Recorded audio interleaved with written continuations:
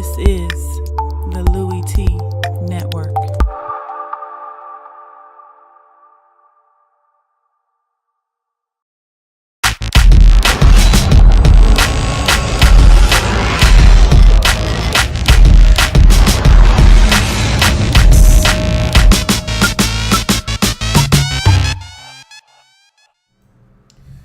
Welcome, all my fellow Redskin brethren and sistren.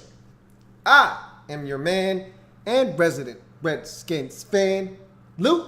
Thank you for joining me here on the Redskins Report Live.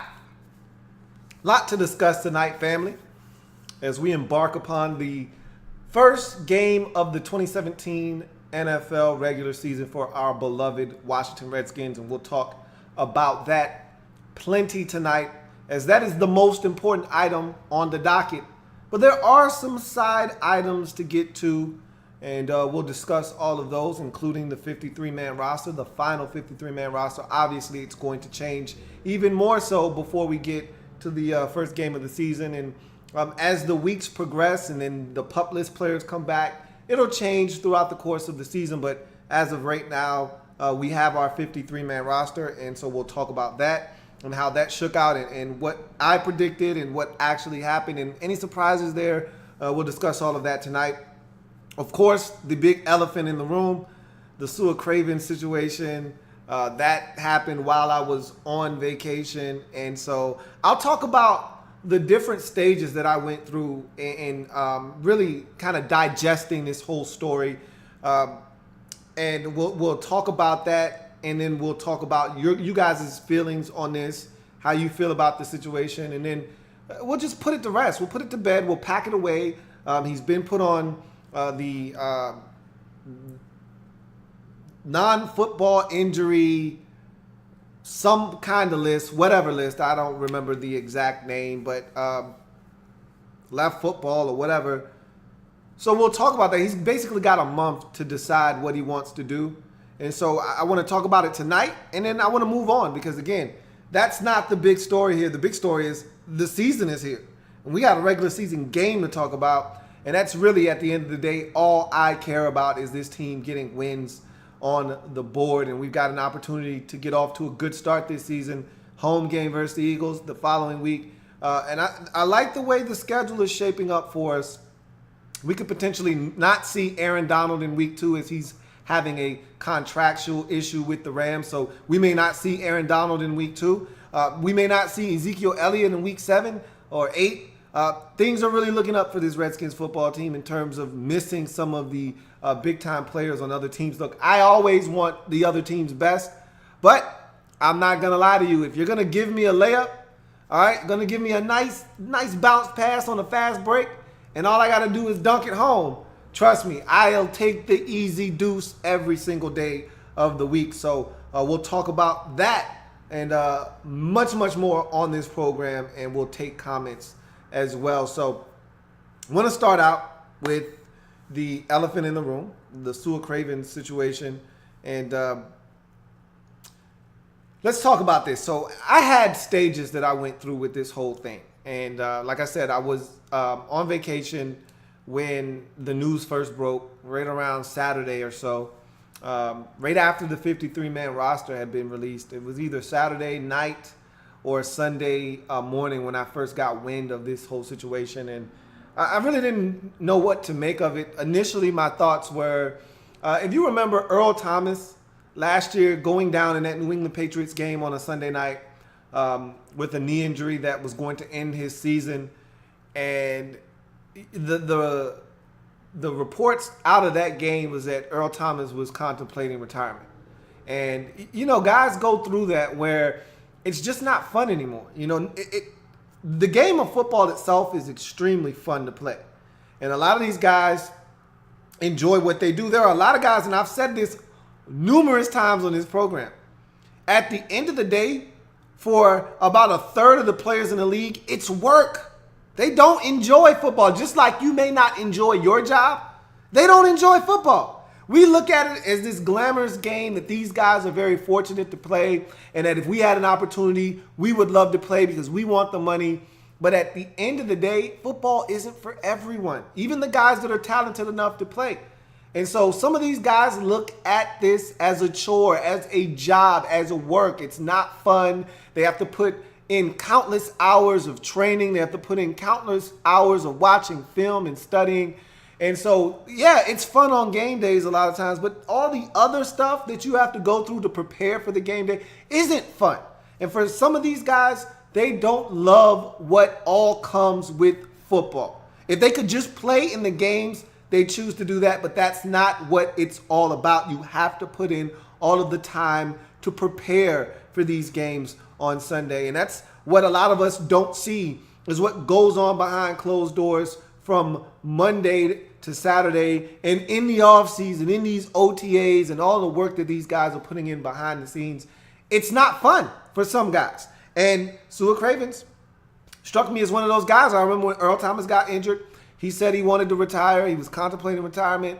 And, you know, these injuries start to pile up and you're not playing. And I've heard this from a number of guys who have gotten injured and missed the season. They said, look, when you're not on the field, when you're not available, the organization, the staff, they treat you like you're invisible. It's almost like you're not a part of the team anymore because you can't help them. You're not someone that's going to be able to help produce wins on Sundays, Thursdays, and Mondays. So you're no longer an asset to them at that time.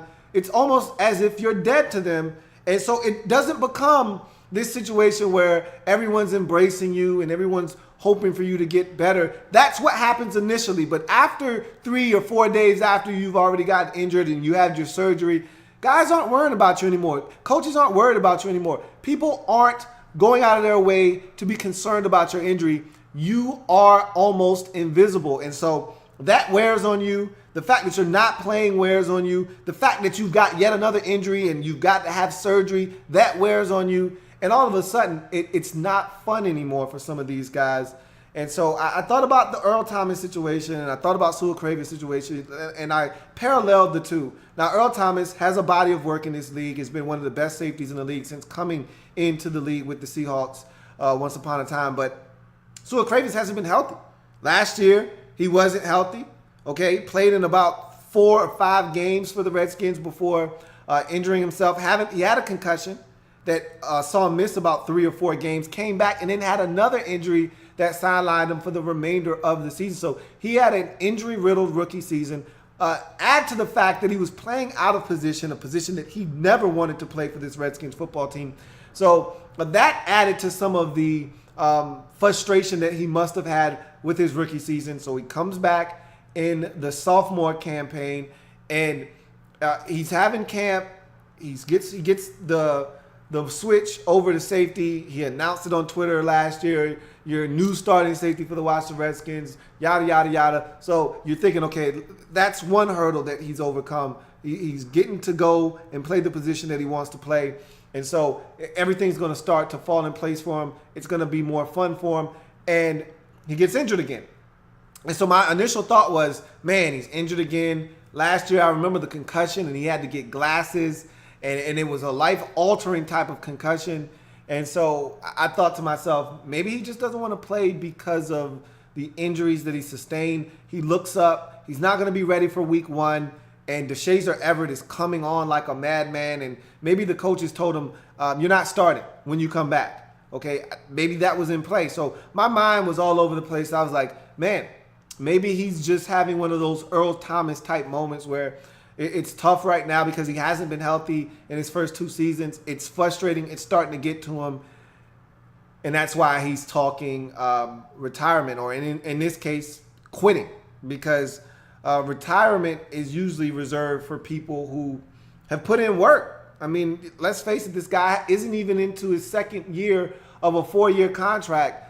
It's hard to call that retirement, but okay, whatever, fine. If you want to call it retirement, you want to call it quitting, I don't really give a damn. At the end of the day, he won't be playing.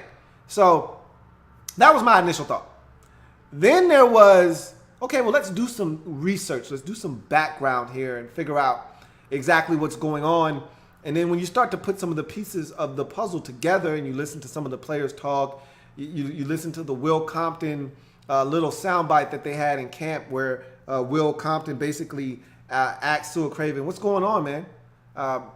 You don't seem like yourself. I'm not getting enough out of you. What's going on? And he's like, man, he said, what's getting you through, essentially? And he said, look, we got 5 days left of camp, 6 days left of camp. That's what's getting me through. He said, that can't be it, man. That can't be the thing that's getting you through. And he's like, well, after today, it'll be 5. So that sounded like a guy that wasn't enthused to play football. And that was pre-injury. So then it made me think, well, he was jaded before the injury.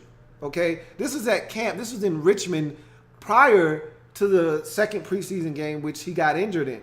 So versus the Green Bay Packers, or the Ravens, excuse me. This was prior to the first preseason game versus the Ravens, in which he got injured. And so he was already jaded. So I was like, wow, okay. So that whole initial explanation as to why he didn't want to play anymore, that went out the window. It wasn't because of the injuries. It wasn't because that his position may be in jeopardy. None of that. All of that stuff went out the window when I heard that snippet. And then I started doing more research and come to find out this is a guy that I don't know if he truly loves the game of football. Like, again, he may love playing it. There may be a zest for the game. But I don't know if he truly loves all that comes with football. And that's fine if he doesn't love all that comes with the game of football. I didn't know that there was an episode at USC where he left the campus and left the team for a couple of days.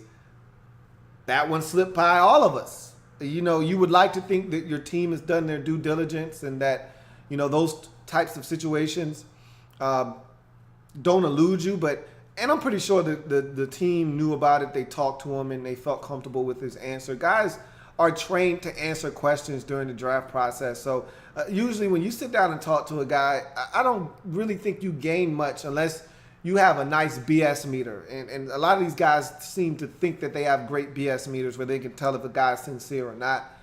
Bottom line is, I don't think he loves football.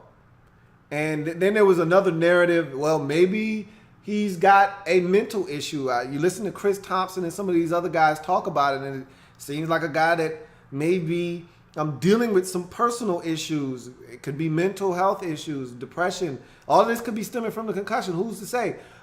You could be dealing with some family issues that we aren't privy to, that we don't know about. We don't know the whole story. I don't like to assume when I don't know all of the details and facts of the situation. Bottom line is, after listening to Jay Gruden talk yesterday at the press conference and really address this situation in detail, it just sounds like a guy that just doesn't want to play football. And Bruce Allen and company basically sat down with him, and he came into their office and was like, look, guys, I don't really want to play anymore. And, they basically talked him off the ledge. And I don't know what that conversation consisted of. Did it consist of them saying, look, Sua, we know you've been injured early on in your career, and, this just hasn't been a great experience for you thus far, but hang in there. Let's see what happens. I don't know. It could have been a money talk where they're like, hey, bro, if you're going to quit on us right now, you're going to have to pay us back the money that we paid you already. It could have been one of those type of situations. Either way, they got him to basically take a step back and hit the pause button on the retirement, quitting talk, whatever you want to call it. And they put him on this list where he's got basically 30 days. He's got a month to figure out what the hell it is he wants to do. I've always been a firm believer in, I don't want somebody who doesn't want to be here. I don't want a guy that doesn't want to play.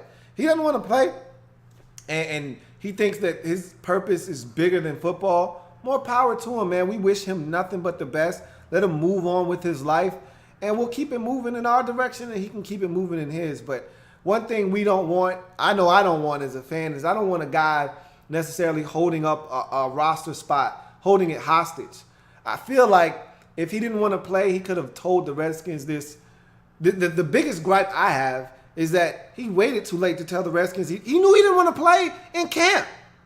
Like that soundbite that I got when I listened to Will Compton talking to him at camp. I listened to that soundbite, and I'm hearing a guy that doesn't want to play.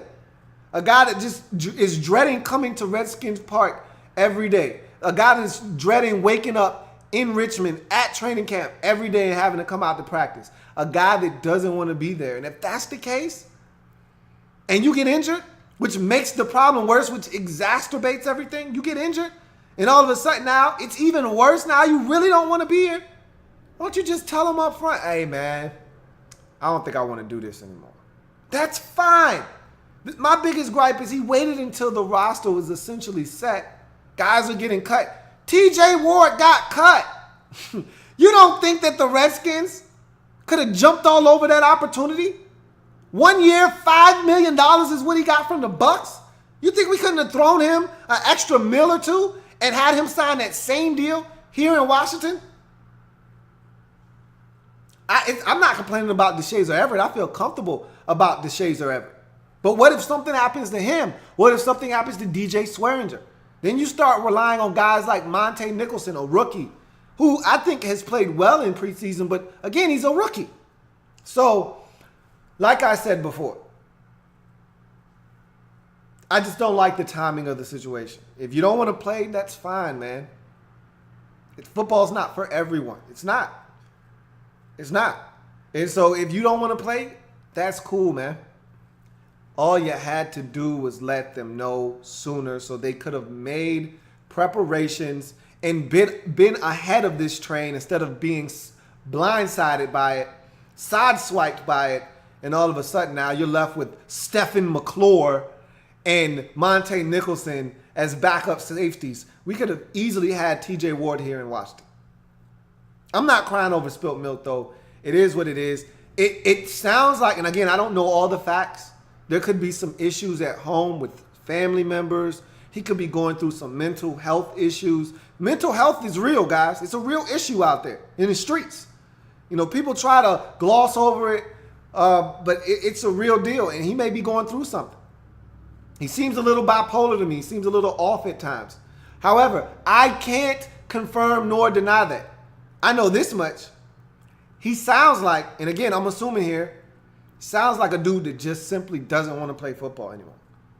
And if that's the case, and if he decides he wants to come back after the 30 days, I don't give a damn if it's for the money.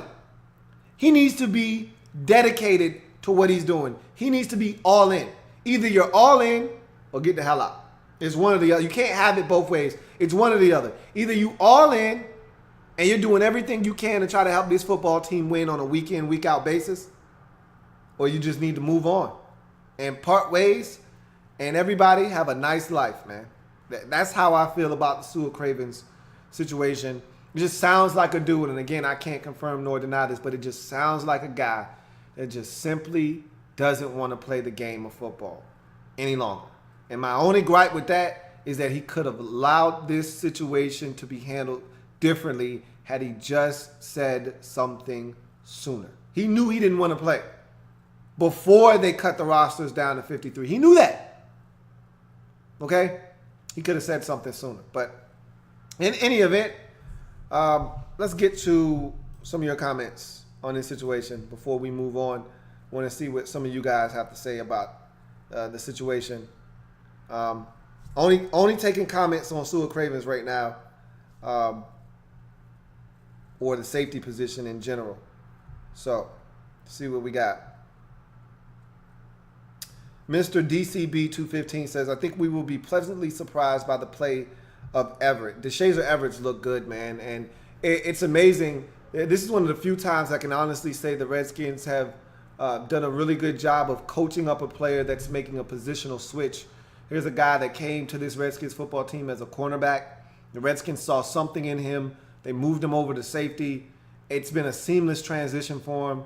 Even when it's been spot duty in situations last year, he's come in and made plays. I mean, the Eagles game last year comes to mind. Big interception in the end zone to kill the Eagles drive early in that ball game when the Redskins were on the ropes. And so he's made some plays. And I think he's going to play well. I'm really looking forward to seeing him get an opportunity. Let's see.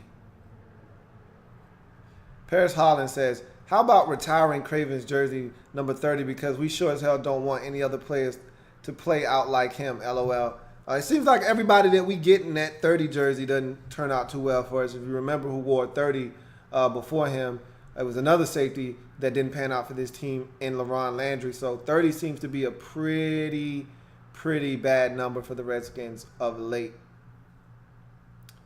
See what else we got.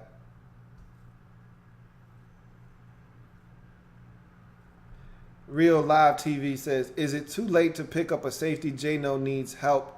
I think we're fine for right now. The real question will come is if we have any injuries. With Swearinger and Everett, I think we're fine going into the season. I like what I've seen from that duo in the preseason. Again, we don't know anything about this Redskins defense, so we'll talk more about it as this show goes on. But one thing's for certain. Had he addressed this with the team sooner, we would have been able to potentially make a move to really alleviate some of the stress that it's put on this roster at the current moment. Amic89 says, worst timing, but we don't really know what we're getting from him anyway, so I'm not upset. Exactly. That's kind of how I feel. Like he hasn't done anything, so I'm not really that upset. It's not like we're losing a guy. It's the same premise with Junior Gillette when he kept getting injured the last 2 years. I'm like, I'm not really that mad because, we've been hearing all of this hype surrounding Junior Gillette, but he hasn't played in a Redskins uniform. I know what the guy's capable of. I've seen him in New Orleans, but I haven't seen him do it in a Redskins uniform, and until I do, I can't miss something that I've never had, and I kind of feel the same way with Sue Cravens. We've got glimpses. The Giants game last year when we had to have it, I mean, honestly, that might have been the biggest play of the season for the Redskins. If he doesn't make that pick, the Giants are not only going to take that ball down the field and score, they might get a touchdown. In any event, they're going to beat us in that game, and we were going to drop to 0-3, and our season, in effect, would have been over. He makes the pick of Eli Manning over the middle of the field, and it really saved our season. We've seen glimpses from him, but we haven't had a sustained amount of production out of him to be able to say, hey, this guy is a key contributor on this football team, and we're really going to miss his play on the field. We can't say that, so I feel kind of the same way that you do, Amic, that you don't know what you're getting from him, so it's hard to really miss what you've never had. Dark Sealer 1995 says, I think he should have told the Redskins before TJ Ward was snagged up, and I think it's a slap in our face to our teammates to leave them hanging like that. I mean, bottom line is his teammates, they understand.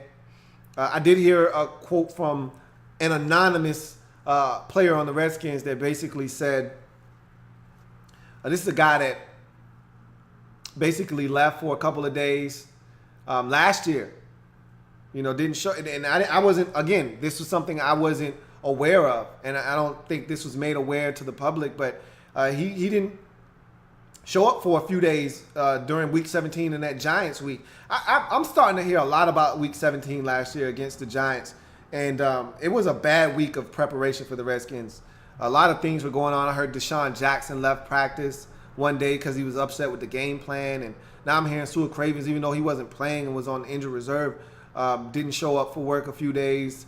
That seemed to be a really bad week of prep, which you saw the product on the field in Week 17, but that's nor here nor there. Bottom line is the anonymous player basically said, how do I know I can trust this guy in cover two when I can't even trust this guy to show up for work every day?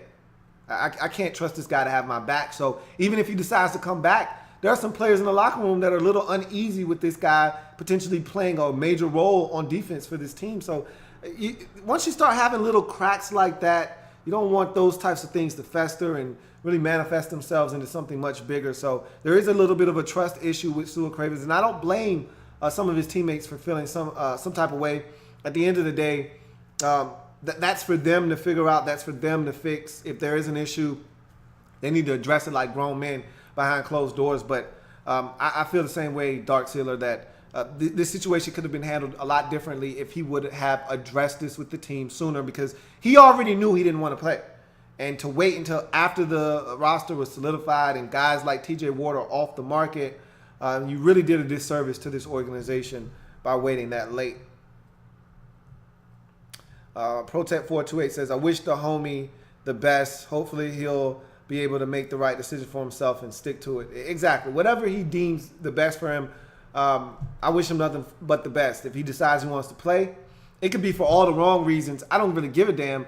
If you're going to play and it could be just money related. You still don't want to be here. You still don't love it, but you don't want to pay back the money that you owe the team because of the unfulfilled contract. Whatever, just come back and be all in 110%. If you're going to half-ass it and you're going to be a hazard to not only yourself but to the team, then don't come back. And that whatever he decides, just decide that and go in that direction 100 miles an hour, and that's how I feel about that decision.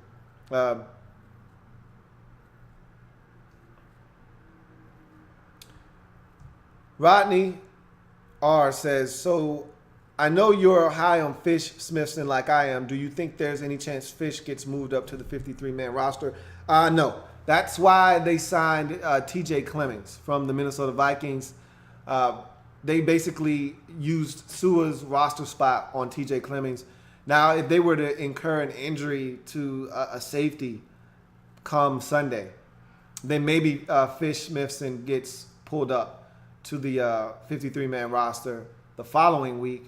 But I don't anticipate him getting the nod early on in the season right away. And again, a guy like Stephen McClure, I don't even know if he'll be active on game days. Again, you're only dressing 46 of the 53 guys on the roster, which I think is preposterous. You should be able to dress all 53 of those guys. But in any event, you're paying them anyway. Why not allow 53 men to dress up on Sundays? But in any event, you're only dressing 46. And I think Stephen McClure will be one of the 7 guys left off of the active roster on game days. So I don't see Fish Smithson being a guy that they're going to pull up because you're dealing with so many young guys. McClure is a rookie. Monte Nicholson is a rookie. And then if you pull up Fish Smithson, he'd be a rookie as well. So you're talking about 3 guys that you really don't want to put in the game. You're only looking for special teams contributions out of those guys initially anyway.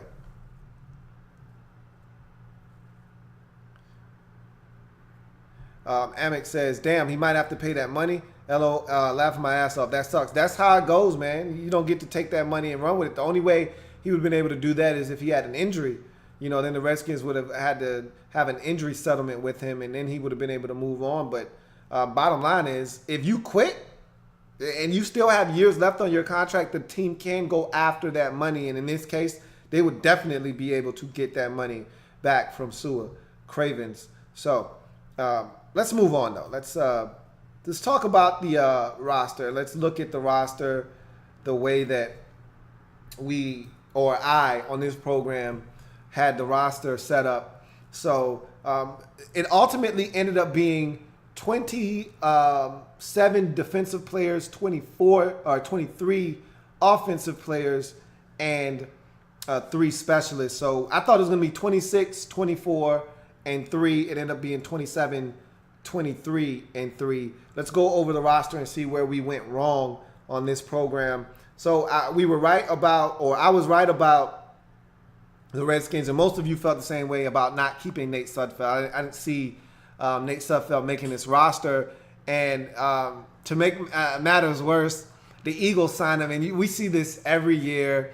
It's a little bit of gamesmanship where you release a quarterback, and the team that you're playing in week 1 conveniently picks that player up and tries to get all of the intel they can out of that player. So they're doing that with Nate Sudfeld or the Eagles. They picked him up off of waivers. He's on the Eagles roster right now. I assume that after the Redskins play the Eagles in week 1, Nate Sudfeld is probably going to be off of their roster shortly thereafter. So it's funny how that works. We've seen this happen on a number of occasions. It is what it is. I don't really give a damn, but he didn't make the team.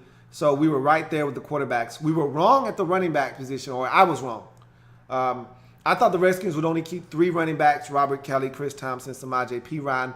They actually capped Mac Brown, and you know how I feel about Mac Brown. I feel like they just need to let the man go. Let him spread his wings, fly away, go somewhere else where he'll get an opportunity to potentially see the field, because I think the guy is talented enough to be playing on someone's roster and actually getting some touches. And so I thought the Redskins would finally allow Mac Brown to hit waiver. And really, I can't say finally as if he's always been held hostage by this team because he's been released before and he's cleared waivers and the Redskins have put him on the practice squad. So it's not like there are teams out there beating our door down for Mack Brown's services, but just feel like he needs to get an opportunity. And even if that has to come elsewhere, so be it. But nonetheless, we know Jay Gruden loves Mack Brown. You can't tell by the amount of playing time that he gets week in, week out in the preseason. But nonetheless, Mack Brown makes the roster yet again. So we were wrong, or I was wrong there. The Redskins kept 4 running backs, not 3. Now, here's another area where I was wrong. Receiver. I thought the Redskins would keep 6 receivers. I thought Jay Gruden would keep 6 receivers. Not only was I wrong about the number of receivers, they did not keep 6, they only kept 5. I was wrong about the final 2 receivers and what it would come down to. I did say that Brian Quick would be in the discussion and a guy that I think the coaching staff likes because he's a veteran on a team that doesn't have a lot of veteran players. He would have been a veteran that would have been able to stabilize and round out this receiver group as a veteran pass catcher. But that being said, I thought that they would like the young legs and speed of Robert Davis, the rookie 6th-round pick out of Georgia State on special teams. I haven't liked him as a receiver. I told you I didn't like him as a receiver coming out of Georgia State. I told you I thought he had a lot of work to do, and I didn't expect him to make this roster. But after listening to people talk and seeing him on special teams, I thought that the special teams coach might make a play for him, and he may actually make the back end of this roster just because of his ability to be a gunner. I was wrong. Maurice Harris is another guy that Jay Gruden absolutely loves. And I thought him having a solid showing in that final preseason game versus Tampa Bay was going to lock him up as another receiver on this roster, and it just didn't turn out that way. He's on the practice squad. I know Jay Gruden loves Maurice Harris, and I expect to see Maurice Harris at some point in this season on the active roster. It would not shock me if that were to come to fruition, but he didn't make the roster either, and that was a surprise to me because I thought even if they're keeping 5, that Jay Gruden would keep Maurice Harris over Brian Quick, but that wasn't the case. Davis nor Harris made this roster. Instead, Quick did. And so there's only 5 receivers on this roster: Pryor, Doxson, Crowder, Grant, and Quick to round out that group of receivers at 5, not 6. I got the tight end position correct. I told you that they were either going to trade or release Derek Carrier, and that's ultimately what happened. The Redskins traded him over the weekend to the Los Angeles Rams. Makes sense. He's going to reunite with his ex-offensive coordinator in Sean McVay, a guy that knows what Carrier can bring to the table, knows his value. Remember, Sean McVay, before becoming an offensive coordinator, was a tight ends coach in Washington with the Redskins. So, again, he knows the value in having a good pass-catching tight end that can also block. Carrier is one of the better blocking tight ends that was on our roster, and so now he's going to go to Los Angeles and probably serve in that same role as a blocking tight end that can catch the football as well. So the Redskins trade him away and keep Jeremy Sprinkle as the last tight end. So the Redskins do keep 4 tight ends on the roster, and Reed, Davis, Paul, and Jeremy Sprinkle. You go to the offensive line, and I told you I thought that 8 was in play, and I said it wouldn't shock me if they kept 8, and they did keep 8. I went with 9 just to be on the safe side, but I told you I thought they would probably do 8. I still was wrong with the 8 that they did decide to keep, however. But you know the locks on this team: Trent Williams, Sean Laval, Spencer Long, Brandon Sheriff, Morgan Moses, and Chase Roulier, along with Ty and Secchi, were all locks. So that's 7 offensive linemen there. I thought they would go with at least one more interior offensive lineman in Kyle Kalise, or they would go with Tyler Catalina, one of the two. I told you I wasn't a Vincent Painter fan. I didn't think he moved well laterally, and I thought he was a guy that was expendable that you could cut, and if no one else picked him up, you could probably sneak onto your practice squad. But I wasn't a huge Vincent Painter fan. Didn't think he needed to make this roster, and so he didn't. And I didn't have a problem with that. I didn't think he needed to be on this roster. I thought they were going to go with Kyle Kalise. They ended up going with Tyler Catalina as the final offensive lineman. So it's 8, not 9, and it's not Kalise or Painter. It's instead Tyler Catalina. He'll round out the offensive line group at 8. So the breakdown goes 2 quarterbacks, 4 running backs, 5 receivers, 4 tight ends, 8 offensive linemen for a total of 23 players. Really no surprises there. Even though I thought they would go with Mo Harris at receiver over a guy like Brian Quick, that's not a big surprise. Mac Brown making his team, not a big surprise. I wasn't shocked by any of the moves offensively. There were some surprises, however, on the defensive side of the football as we get to the defensive side of the roster. And they kept 27. I thought they would keep 26. They kept 27. So it's a little bit of an imbalance there, but if guys stay healthy, and most of your special teams players, and I told you this, come from the defensive side of the football as gunners and corners and linebackers. They make up the key nucleus of what you're going to have on special teams. So that's why they're going to have a little bit more players, and that's why you're going to lean probably a little heavier towards the defensive side of the football. But nonetheless, I went with 7 defensive linemen. I told you that it could easily be trimmed down to 6 to trim off a little bit of fat. That's what the Redskins elected to do. We knew about 5 guys, possibly 6, that were going to make this roster. I thought it was 6 for sure, and I thought that they would keep another nose because if Phil Taylor was healthy, they would have kept him, and that would have made it 7. So why not replace his roster spot with a guy at the nose tackle position? But we've seen this from the Redskins before, them having a cocky belief, for what reason I don't know, that they can get away with playing a number of different guys, whether it's Ziggy Hood, Ioannidis, or now Stacey McGee. They feel comfortable that they can get away with a combination of different guys manning up the nose tackle position.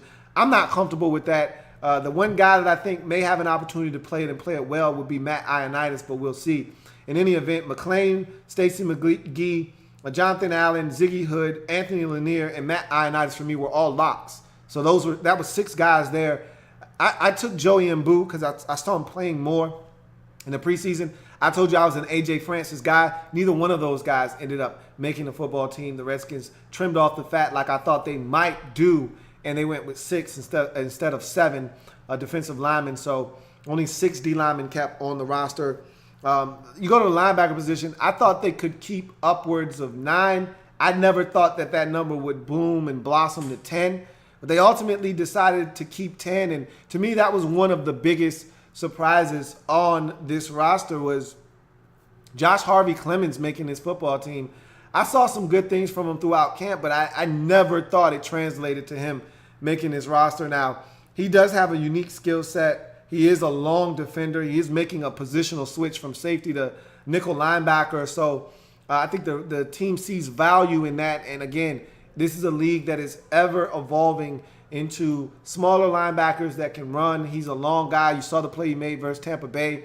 I don't anticipate him playing many snaps defensively. I think he's a guy that can help right now on specials, but also, they can continue to work with him, and maybe he may get some snaps as a nickel linebacker. We'll see. I don't anticipate that, though, but here's the 9 guys that I thought they were going to keep. They kept all 9 of these guys and added in Josh Harvey Clemens, Ryan Kerrigan, obviously, Ryan Anderson, Preston Smith, Junior Gillette. Chris Carter did make the roster. He was a guy that was on the fence for a lot of people. I didn't think that was a big, hard, tough decision to make. You don't have Trent Murphy this year because of the injury.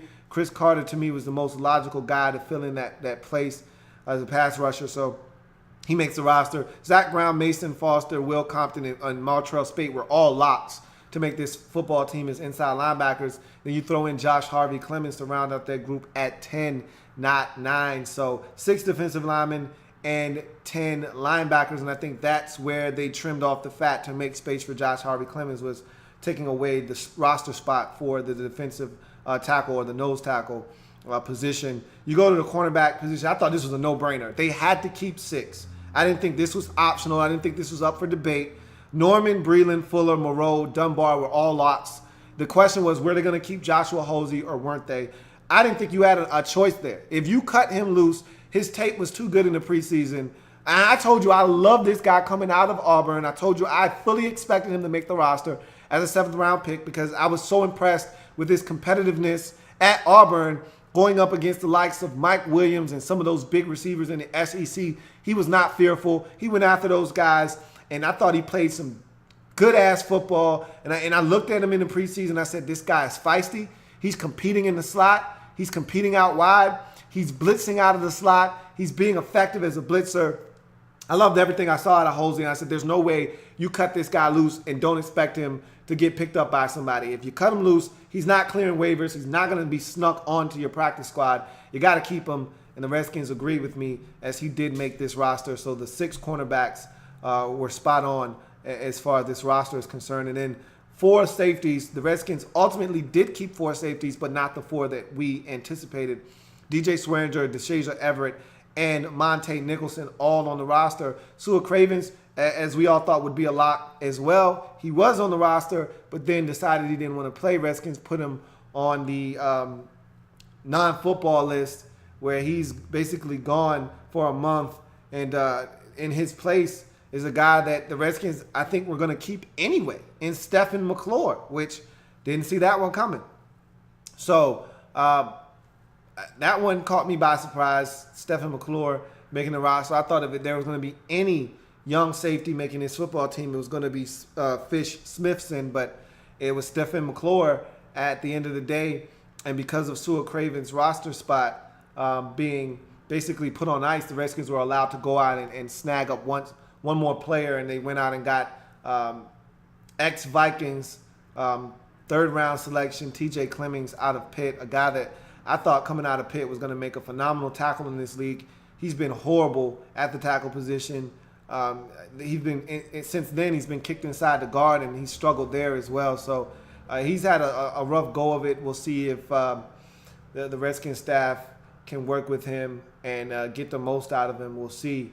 It's been tough for him in the league thus far, so I don't expect much out of a guy like TJ Clemmings. So that's the Redskins 53-man roster. Obviously, Tress Way, Dustin Hopkins, and Nick Sundberg were 3 guys that we knew were going to make the roster, and that they did. So let's see if there are any comments for that before we move on to because I think it's time to put a bow on the preseason and the Sua Craven situation and talk about what really matters, and that's the Eagles coming up in week number 1 to get this season started. So let's see if there are any other comments, and then we'll come clean up all the other comments later on in the program. If you left a comment earlier that didn't get read and you used the hashtag LouieTLive, I will come back and clean up all of those comments. Let's see. Bo says, I'm done talking about Cravens. Wish the kid all the best.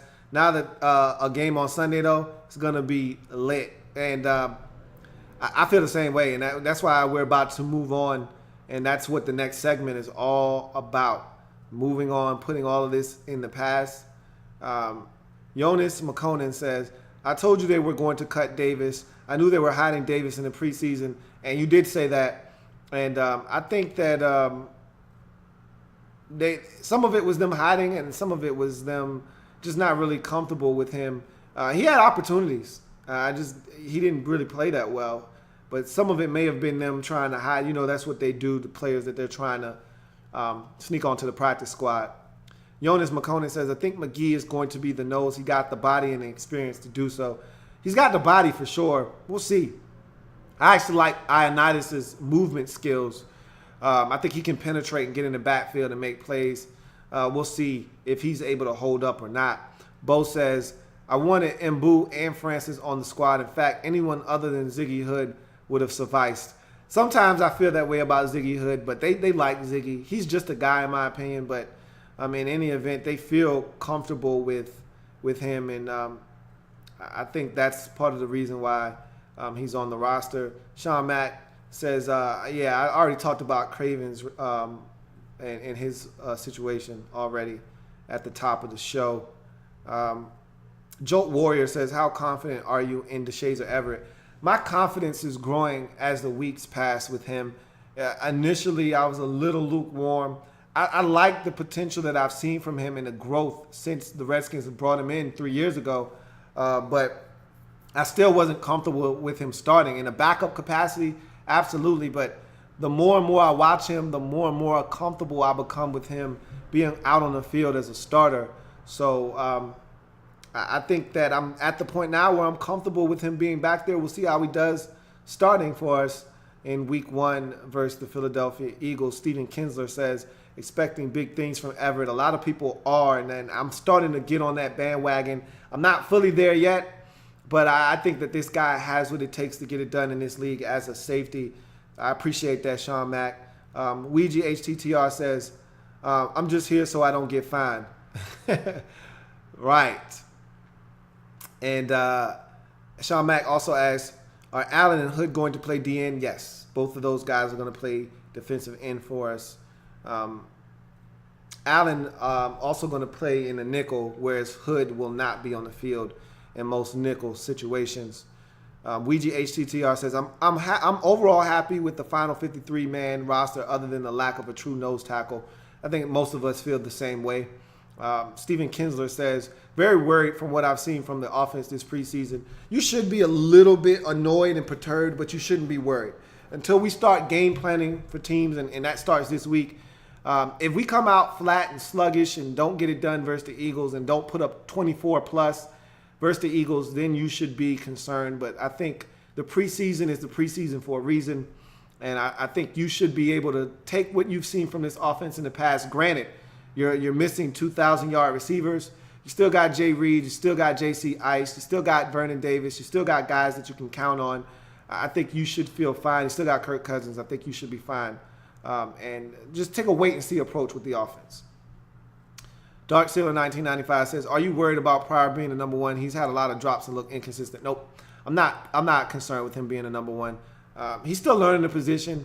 He'll get better. And the timing with him and Kirk, you can't expect that to just happen overnight. That type of gelling and timing and the meshing of a receiver and a quarterback happens during games, real games, not preseason games, not training camp, not off-season, not guys going to work with each other in Arizona together. That timing and rhythm comes in actual games. And until they play games together, you can't expect those guys to be on the same page at all times.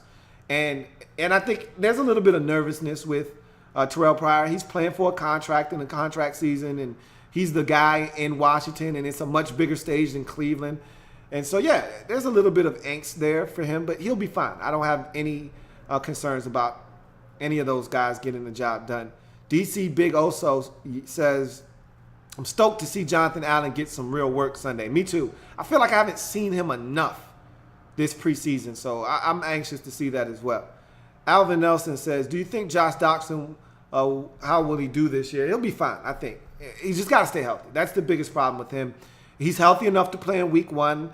As long as he doesn't get injured or re-aggravate anything during the course of the week or warm-ups, as we saw against Cincinnati, he'll be out there, and you don't know what you're going to get from him because he hasn't been on the field a ton, but he'll be out there, and I expect him to produce eventually. And there's been a lot of talk about him and his situation. He'll be fine. He'll be fine. Just got to stay healthy.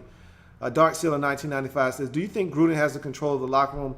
If guys weren't showing up to practice or leaving last year during D-Jack's into the Giants game, yeah, I think he does. I think it was a lot of shenanigans going on last year, and it wasn't all Jay Gruden. I love Jay Gruden as a coach. I think the players love him. I think he's a player's coach. I think we all think he's loosey-goosey because of the things that we see from him, either at the press conference or, you know, the nipple twisting with him and Deshaun Jackson, things of that nature. Bottom line is they respond to him. And if they didn't, then they wouldn't have won the Code Red game when we were down 24-0. All right. They wouldn't have responded. This team has been down. We were down 0-2 last year and going into the Meadowlands to take on the Giants in week 3 last year.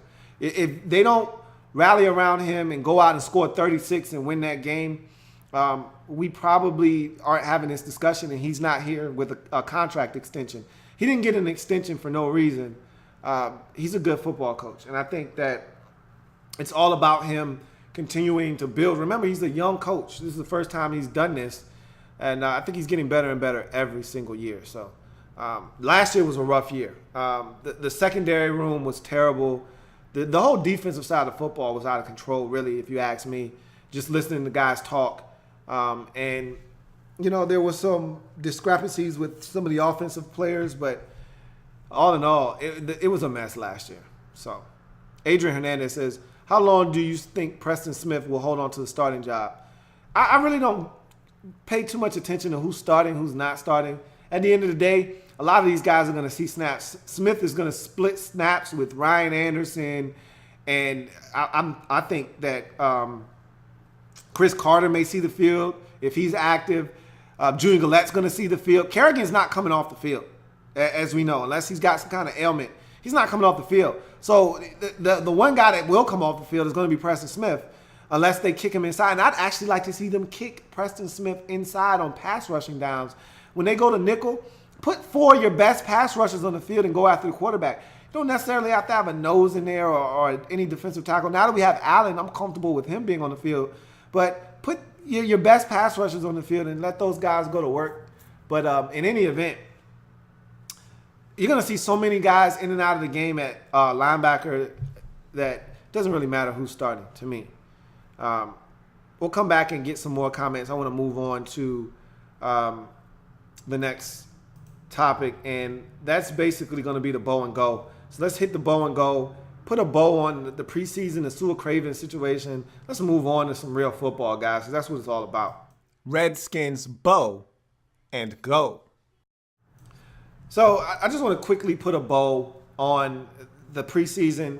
I know a lot of you have concerns about the offense. It didn't look sharp. Didn't look like guys were on the same page. We had stupid penalties. Kirk threw an ugly pick 6. Yeah, it wasn't pretty. The Ravens game was an abomination. The Packers game was horrible. The first team offense literally played the whole first half because of how bad they looked. The third preseason game, the first quarter might have been the worst quarter of offensive football that I've seen from the Redskins in quite some time, because we've been pretty good offensively since Kirk Cousins has taken over. But that first quarter versus Cincinnati was very frustrating. And even on the defensive side of football, you couldn't have gotten off to more of a bad start than you did in that first quarter of the Cincinnati game. Nonetheless, we rebounded. We scored some points in the second quarter. And so I'm not that concerned. I know some of you guys have some concerns. I'm not that concerned with the offense. Jury's still out on the defense. I know it's going to be better, but how much better? We don't know. We can't quantify that right now. I can tell you this. We got more talent on defense than we did last year. So just off of the strength of that, it should be better. But how much better? We're going to find out together. We're going to talk about that as we go. And the Sewell Craven situation, I think we've all said it best. All of you guys in the comment sections, I've said the same thing. Basically, I'm echoing what you guys are saying. Look, you wish nothing but the best for the guy, whether he decides to play or not. Make a decision, move on. We wish you nothing but the best. Whatever you decide to do, that's that. Let's move on to the go portion of the bow and go. Let's go on to some real football, folks. This is what it's all about. The season is upon us. Redskins home, week 1, NFC East family business. Philadelphia Eagles coming to town. We beat them 4 straight times, looking to make it 5. And I think we've got a nice opportunity to get off to a great start this year. Redskins have struggled in the first game of the season, the last 2 seasons. Remember, we lost to the Dolphins 2 years ago in Kirk's first start in 2015 when he was crowned the Redskins starter. Really solid game from Kirk. Did have the interception to Brent Grimes, but the special teams let us down. Remember the big gaffe on special teams, and then the punt return given up to Jarvis Landry. Redskins lose that game 17-10. The following season, we lose to the Steelers. A lot of hype surrounding the team. We won the division. You come out. Steelers don't have Le'Veon Bell. He's suspended. You think you got a shot. And we got our asses handed to us on Monday night versus the Steelers last year. So last couple of years at the crib haven't been very kind to the Redskins. Here's an opportunity against an NFC East foe at the crib. Look, if you're going to lose games in the division, do it on the road. Don't do it at home, especially against a team that we've had success, home or away. It hasn't mattered over the last 2 years. We've gotten it done versus the Eagles, and so this is a team that we don't fear. All right, but at some point, they're going to get us eventually. You can't think we're going to beat them forever. This streak is going to end at some point, but it doesn't have to be on Sunday. And so I'm looking forward to this game. A lot of people are high on the Eagles. I'm not that high on the Eagles. A lot of people think the Eagles are all uber talented, and they do have talent on their football team. But I'm not impressed with what I've seen from the Eagles. They've gotten a ton of turnovers. A lot of those have come with the second and third units. Look, when you're trading for guys in the offseason, when you're trading away receivers to get corners, you feel like there's a problem that you're trying to address. And so the Eagles, I still think I have an issue in the secondary. They still can be beaten over the top. I watched the Dolphins go up and down the field and score points on them in a shootout for the preseason. And they can be had in the secondary still. They're ferocious up front. We know that. And they're going to have our work cut out for us. I don't expect Spencer Long to be healthy enough for week 1. And so that means Chase Roulier going to have to start as a rookie at center, which he's done a phenomenal job when called upon. But this is a different animal than Fletcher Cox he's going to be seeing in week 1. And so that's part of the reason why I'm excited that we may not have to go against Aaron Donald in week 2, because you got a young guy in there. It's about to be real, okay? Everything's about to be real for him. It's not preseason anymore, and things are going to get really interesting up front. We've struggled as an offensive line, as a collective group, to protect, to run the football. Those are all question marks. This is an Eagles team that can get after the quarterback. So there are some things to be concerned about in this game. But I think this is one of those situations where you expect mistakes. Okay, you expect some breakdowns offensively, whether it's offensive line not communicating, Kirk not seeing a free hitter and throwing into some coverage that gets picked off, or like I said, Kirk not seeing a free hitter getting hit from behind, fumbling the football, or him sliding protection, but a guy getting beat like Sheriff did versus Cincinnati and giving up quick pressure. Things are going to happen, whether it's offensively, defensively, or both. You could see a breakdown of communication on defense. You give up an easy touchdown. They got speed now, something they didn't have a season ago. They've got guys that legitimately can get over the top and hurt you, do this Eagles football team. And so it wouldn't shock me if something happened where we gave up some big chunk plays, gave up a big touchdown. If you remember last year, Kirk threw a pick 6 in this very same game versus the Eagles. If I'm not mistaken, we were dominating the Eagles early in that game. We might have been up 14-0 or 21-0, and then they go down. They score a touchdown on like a kickoff, I believe, a kickoff return. Then Kirk throws a pick 6 to Malcolm Jenkins, and all of a sudden it's 21-14, and they're right back in the game. So I think we have an opportunity, and I expect the offense to be a lot sharper. Now you're game planning for a team and their tendencies. I'm pretty sure they're going to try to get as much information out of Nate Sudfeld as possible. So if you're Jay Gruden, it's your job to make sure that you tendency break. There's some things that we've done in the past and things that we might have been working on for the Eagles that Nate Sudfeld may have had been exposed to and may be privy to. You just got to tendency break that stuff, because he's giving them all the information that he possibly can. They're paying him. He's going to give them everything that they ask. He's going to give it up. So we got to go in and we got to make sure that we use that information against them, okay? They think this is going to happen because Nate told them this is what they should look for out of this formation. 3-by-1 with Jordan Reed at the head of the stack formation. This is what you should be looking for. Okay, give them that same exact look, 3-by-1 formation, same spots where all the receivers are. Nate Sudfeld told him, well, this is what you should be looking for. And maybe Nate said, okay, Jay Reed's probably going to hook up right around 7 yards on 3rd and 5. That's what you should be looking for. Give them that stutter and go right over the top. They're looking for it. They practice it all week. Use that tendency against them and break it and make them pay. So I'm looking forward to a number of things. So this is my checklist of things that I'm looking for in the week 1 matchup versus the Eagles. We'll start on the offensive side of the football, then we'll go to the defensive side, and then we'll get to your comments. On the offensive side of the football, the first thing that I'm looking for is sharper offensive execution. And I'll be looking to see how Jay Gruden calls the game. I think there will be a little bit of a change from what Sean McVay did with this football team in terms of staying on schedule with the short passing game and the West Coast scheme, and really getting the short completion to act as a run game for this team that struggled to run the football. I think Jay Gruden is going to make more of a commitment to the run game than Sean McVay did. And so I'm anxious to see how that all works. I'm not a fan of running on first down, getting nothing or getting 1, and then running again on second down and making it 3rd and 8 or 3rd and 7. I'm a fan of getting yardage on early downs and setting up an advantageous third and short situation, a very convertible and manageable third down situation, or converting on first and second down into first downs. I'm all about that. I'm not about 3rd and 8, 3rd and 9 because we looked horrible in the preseason in those long distance situations. Again, you're not game planning. You're not going out and practicing certain plays and certain situations in the preseason. All of these things are going to change drastically in the regular season. But offensively, I'm looking for a much smoother operation. I'm looking for guys to be in sync offensive line-wise, protecting Kirk. Remember, we were one of the best teams protecting the quarterback last year. Some of that had to do with the fact that Kirk got rid of the football quickly in that West Coast scheme under Sean McVay. A lot of it had to do with the fact that Kirk was very comfortable with his targets, and he was able to get rid of the football quickly because he knew what they were going to do. I'm looking for some of that cohesion and cohesiveness to start to show as these guys actually have a game plan and things that they need to go out and execute. I'm also going to be looking for guys like Terrell Pryor and Josh Doxson to step up in this first game.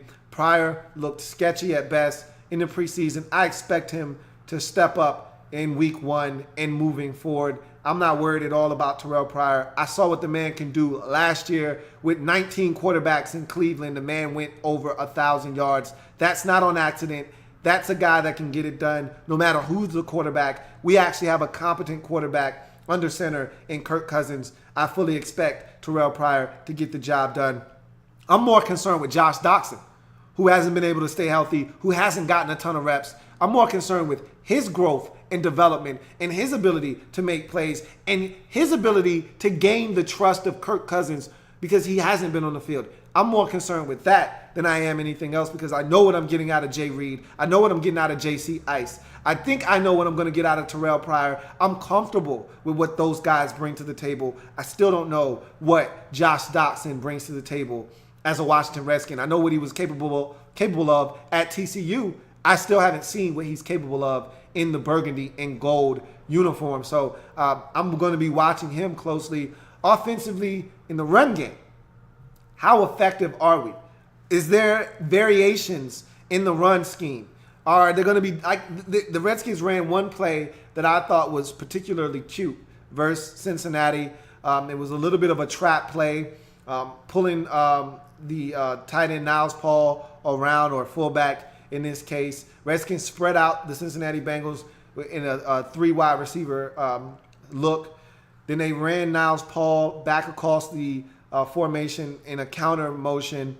Vernon Davis ran the linebacker outside as if he was running a pass.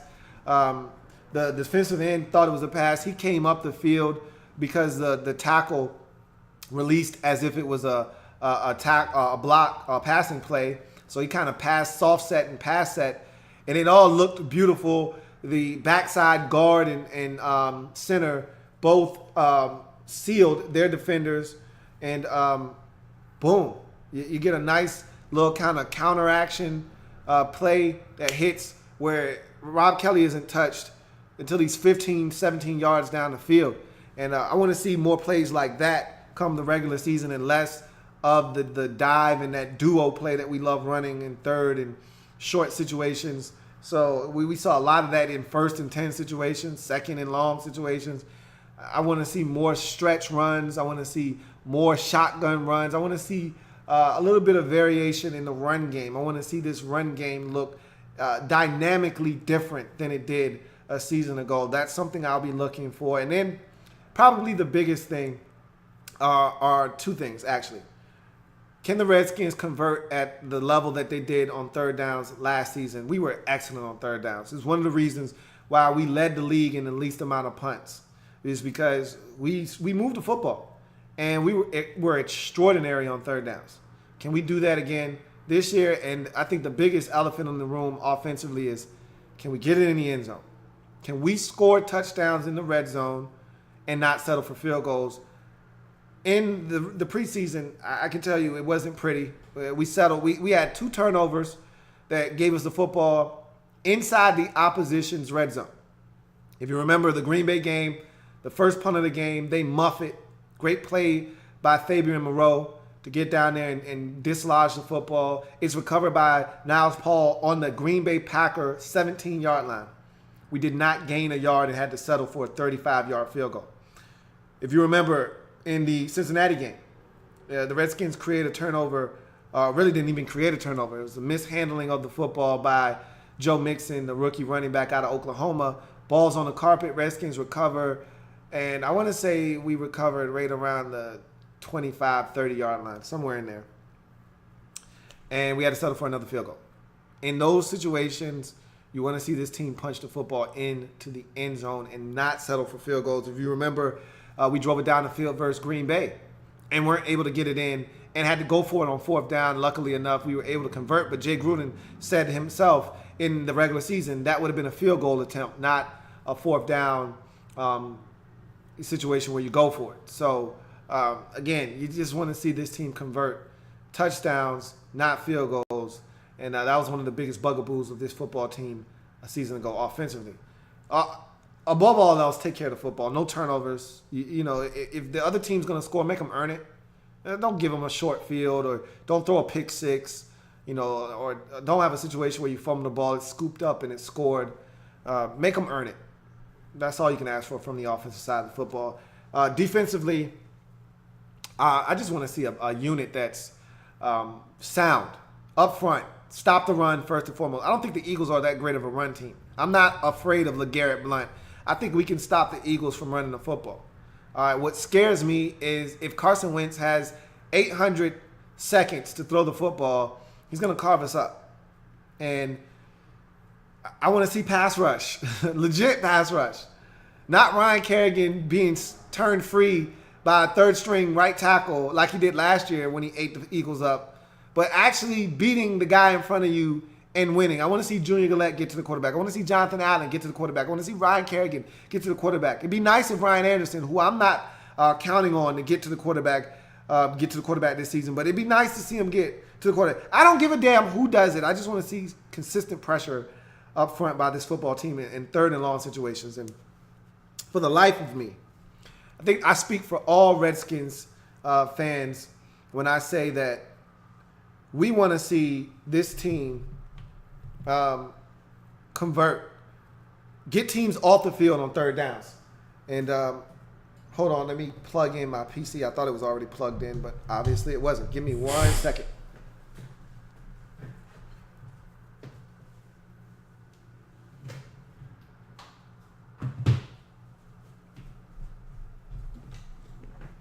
All right.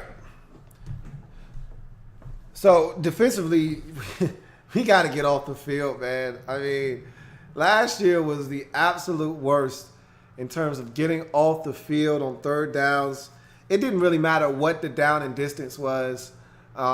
Second and 17, teams would pick up 15, make it 3rd and 2. Second and 18, teams would get 20 and get a first down. 3rd and 17, hell, even the Bears were converting third and long situations on us. Matt Barkley last year in Chicago late in the season, I think this is when everybody as a Redskins fan just threw their damn hands up in the air and said, are you kidding me? It was like 3rd and 16 on a drive like early in the game, and they converted and got 17. And you just say, this shit is ridiculous, man. I mean, I can't tell you how many games the Redskins lost just off of the strength of not being able to get off the field on third downs. The Cowboys game the first time around comes to mind. I mean, Redskins on that final drive that the Cowboys took the lead on had 3rd and 11, 3rd and 13, and 3rd and 14, and we gave up all 3 of them on that drive. It was pathetic, and that was the calling card of this defense last year. We were the worst third down defense in the league. We were historically bad last year. We were the worst third down defense in NFL history last year. If you remember, percentage-wise, the Redskins were giving up on third downs and long, 3rd and 7 or longer, 45%. The next closest team was around 32%. Just to give you a little bit of background info and just a little bit of framework from which to work, just to see how bad we were last year. The next team was like a full percentage point away from the Redskins.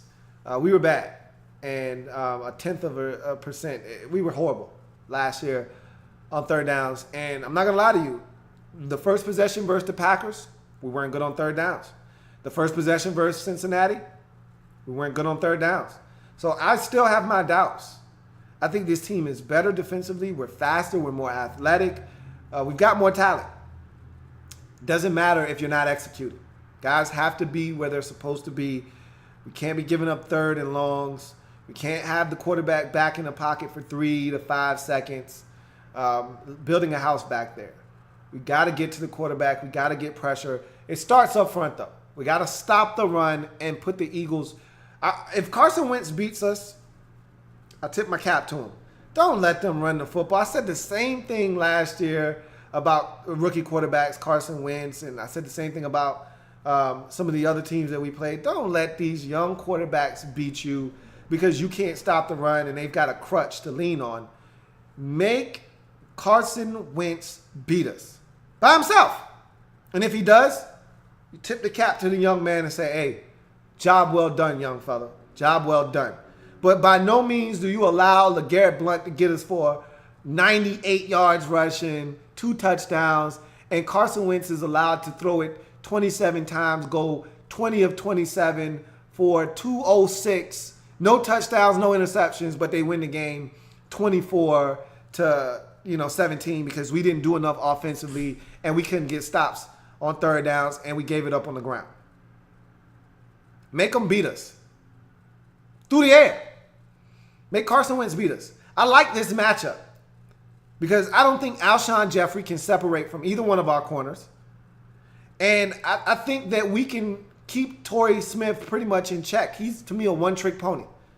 Now, he's damn good at the one trick, and that's getting over the top.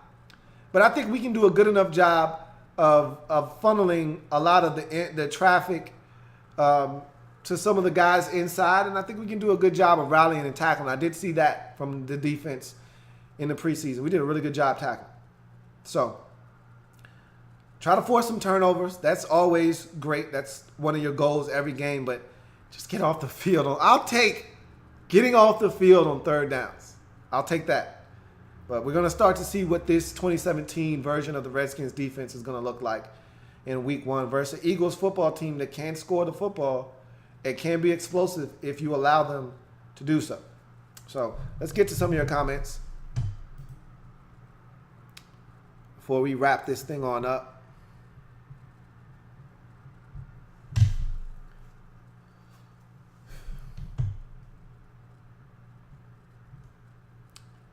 Let's see.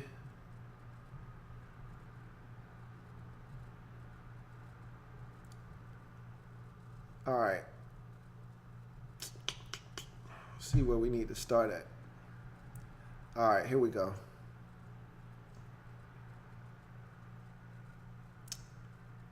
Jolt Warrior says, I'm glad Thompson got a contract extension, and I'm happy for CT as well. He got a 2-year contract extension, and he's a really integral part of our offense, especially on third downs. The guy's money.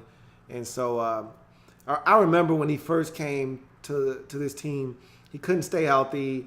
Everyone was kind of down on him. And I always said, if this guy could just stay healthy, I think he's got some talent that he can bring to the table. And, knock on wood,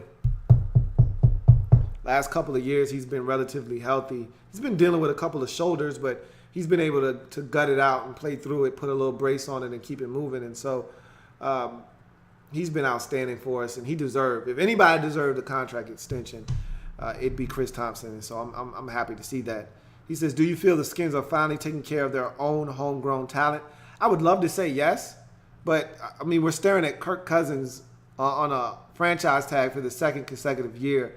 So as much as I would love to say, yeah, they are, you're staring at the biggest player on this roster that's homegrown talent that we haven't re-signed. So while I want to say yes, I can't.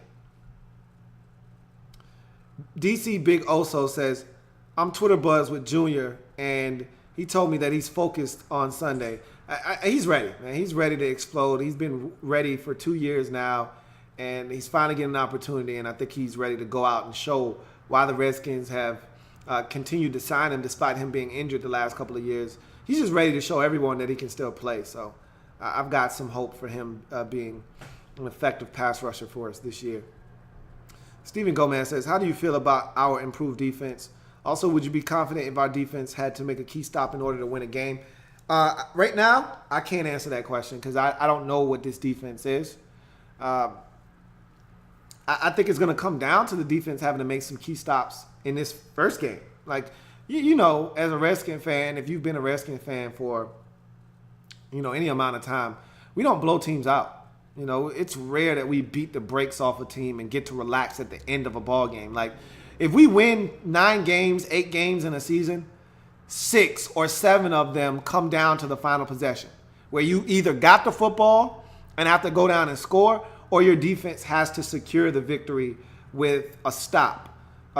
We don't win a ton of games. The one game last year, and I want you guys to remember that even in this game being a blowout, it was not a blowout for 3 quarters. Okay, we didn't run away from the Packers until late in that game, and even then, our defense was giving it up. If Josh Norman doesn't poke the football free from Jared Cook, they're going to go down and score, and that game's not going to get out of control. So that was the one game that we really won firmly. At the end, you weren't on pins and needles. But if you look at all the other games, the Minnesota game, both Philly games, all of those games came down to literally the last possession, the Giants game that we beat them up in the Meadowlands in week 3. I mean, all the games that we basically won last year were pretty much games where we had to get stops or something of that sort at the end. And so you got to expect the defense to have to do that again this season. If you missed the Sua talk, you're going to have to watch it on playback. We already talked about Sua Cravens already. Amick says, let's beat the Eagles 5 straight times. DC Big Oso says, if our defense is in the top 20 this year, we're going to wreak havoc. I don't know. We're going to see. That's a big leap you're asking from this defense to go from one of the worst, if not the worst, to 19, 20. You're talking about 12 whole spots. I don't see that. I'll take just being 24th in defense and, 21st or 20th in the league on third downs, in third down efficiency and getting off the field. I'll take that. If we could do that and kind of duplicate what we did offensively, maybe score a couple more touchdowns, we're going to win 9 to 10 games. Jonas McConan says, Eagles have solid starters, but they lack depth in key positions. Well, it's all about the starters right now. Sean Mack says, left my week 1 pick'ems in the discussion section of the homepage on here. You know where to leave them at. Same place you left them last year. You know where to leave them at. Dark Sealer says, I hated our play calling in the red zone last year. I hope it gets better this year. No more awful passes in the red zone, please. We'll see. I'm hoping that Jay Gruden is a little bit more creative than Sean McVay was last year. We struggled in the red zone mightily. I'd like to see us be able to run it more effectively, but if we can't, we got to be more creative. And the thing I love about Jay Gruden, and we're going to see if it comes to fruition, is he's always been a stickler for matchups with specific players. He's not a wherever the read takes us guy like Sean McVay is. And I think to an extent, Kirk Cousins is more of a let's read the play out and go to where the read takes us. You hear Kirk Cousins say that all the time. Jay Gruden is more of a, hey, Jordan Reed's a beast. Excuse me. So let's get him matched up on a linebacker, one-on-one. Let's go 3-by-1, split Jordan Reed out by himself on the other side of the field, and let's see if he can't win one-on-one. And if they decide to double team him and take that away, that means you got single matchups on the other side, or Chris Thompson's going to have one-on-one. You're going to have a mismatch somewhere. Let's get guys in the best position to win in the red zone, and let's get them the football. Let's not run 17 pick plays and have them not work. Let's not throw 19 fades and have them not work. Let's actually go one-on-one and say, hey, go beat the guy in front of you. We got guys that can win. Terrell Pryor can win. Jordan Reed can win. Jamison Crowder can win. Chris Thompson can win. These guys can win in the red zone. Let's get them the football. Tall Stack says, I'm ready to rock, brother. Let's get it. I think we all are at this point. Dark Sealer says, I'd love to see fake handoff to the running back, then give it to Pryor in the backfield with the tight end blocking for him. I'd also love to see shotgun plays, run plays. I feel that's needed. And I think you will. I think with Jay Gruden this year, I think you're going to see a little bit more of a variation in the run game. And you're going to see some more spread out formations that we run out of. I wouldn't be shocked if we saw a Terrell Pryor pass at some point this season, because remember, when Jay Gruden was the play caller in Cincinnati, he loved throwing the football with Mohamed Sanu. Check, check, 1, 2, 1, 2. Guess who? Mohamed Sanu. He loved doing that. Sanu, a former quarterback at Rutgers. Pryor, same kind of background. I think we could see a double pass at some point this season. DC Big Oso says, I don't know why we stopped using the Shanahan run scheme.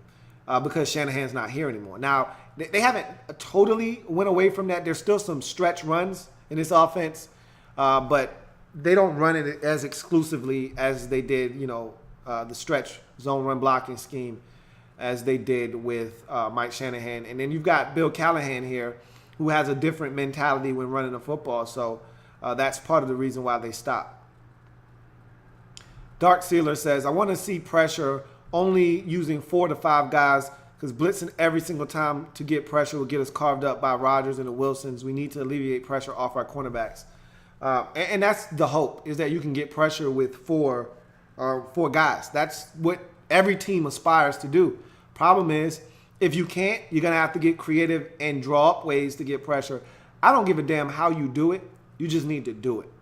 And I would prefer 4-man rushes hitting home, 5-man pressures, getting to the quarterback. That's great. But if you can't and you got to send 6, so be it. But please don't. Last year, I felt like we sat on our hands too often and allowed teams to eat us alive.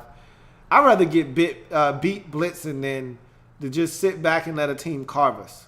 So we'll see what happens this year. Matthew Lynch says the loss of Phil Taylor will keep us out of the playoffs. We'll see. We'll see how big of an impact that injury is. We haven't had a nose, so and really, to be honest with you, we're in our base 3-4 defense like 30 to 35% of the time. It's a passing league now. Teams are throwing it much more than they're running it. We play in a division where the only team that really runs the football effectively is the Cowboys. So it's not like we play in a division where you better be able to stop the run, or else like AFC North, where if you can't stop the run, you could be in trouble because teams in that division can run the football and run it effectively. That's not what our division is about. I think we should be fine at the end of the day. Sean Mack says, P. Ryan could end up being your leading rusher. He has the burst to get through the small holes your O-line opens from time to time. Hashtag jitterbug. I like him. I like him a lot. And I think we're going to see a platooning of the running backs. Chris Thompson, Samaje Perine, and of course, Robert Kelly. Ouija HTTR says 3 turnovers this game by the Eagles. That'd be nice. That'd be great. But I'm not going in relying on 3 turnovers. That'd be awesome, though. Would love to see that from this defense. DC Big also says, I want to see that Zach Brown and Lane Johnson matchup. Lane Johnson was talking trash, saying that they're going to come down here and whoop our ass. Zach Brown then countered by saying, look, at least we don't have to cheat to try to win. And so there's been a little bit of jawing there, back and forth. At the end of the day, that shit is irrelevant. We'll see what happens between the white lines between those two and the teams in general. Matthew Lynch says the Eagles are double-digit win team. They sweet like candy on offense. He says the Eagles think they are a double-digit win team. He said they sweet like candy on offense. We're going to see. A lot of people, not just the Eagles themselves, a lot of people think the Eagles are a chic team this year. I'm not buying what the Eagles are selling. I still think the Giants and the Cowboys are the 2 best teams in this division. And if the Giants or the Cowboys slip up, we'll have an opportunity to sneak in. But our defense has to be better. And it's as simple as that. Jonas McConan says, last year the worst part of our defense was tackling. So far in the preseason, the tackling was way better. I don't know if that was the worst part of our defense last year, but I know the tackling has been way better this year thus far. So we'll see if that translates to the regular season or not. Ouija HTTR says we just need to cover tight ends better. Absolutely. I don't know if Zach Brown is the answer to that. I've seen him beat, and Buffalo didn't play him on third downs because of his inability to cover on third downs. So I don't know what that means for him with us, but the tight end has been a big problem for us, especially Giants tight ends. Hell, Eagles tight ends. Zach Ertz has kicked our ass in the past. So, yeah, the tight end has been a thorn in our side, and that's something we'd love to see cleaned up for sure. Mo Els says, how do y'all feel about DJ being defensive captain?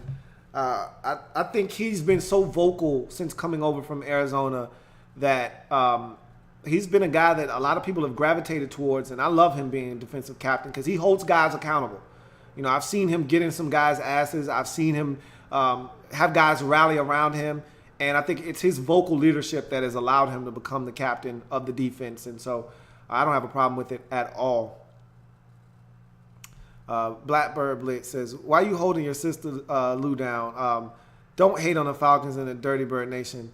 Put Sister Lou on and let her shine. Shading is not cool. She don't want to be in front of the camera, man. She ain't about that life.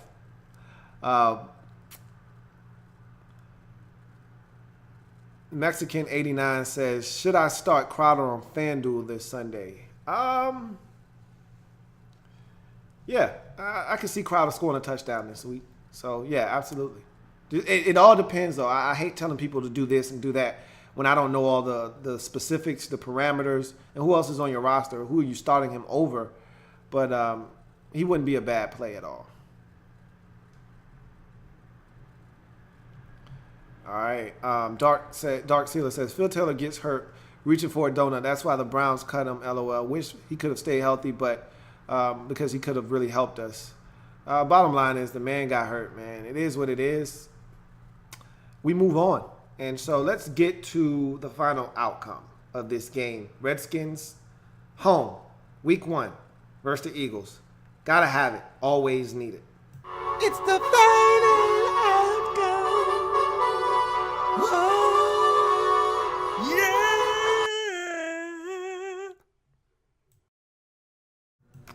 All right. So I look at this game, FedEx Field, 1 o'clock Eastern Standard Time, week 1, Redskins at home, home opener, kickoff weekend in the National Football League. Everything you could ask for. We got it. Home, first game of the season, chance to get off to a fast start. We got to have it. And of all the teams in the division, this is the one that I would prefer to play if we had to play one in the division to start off the season.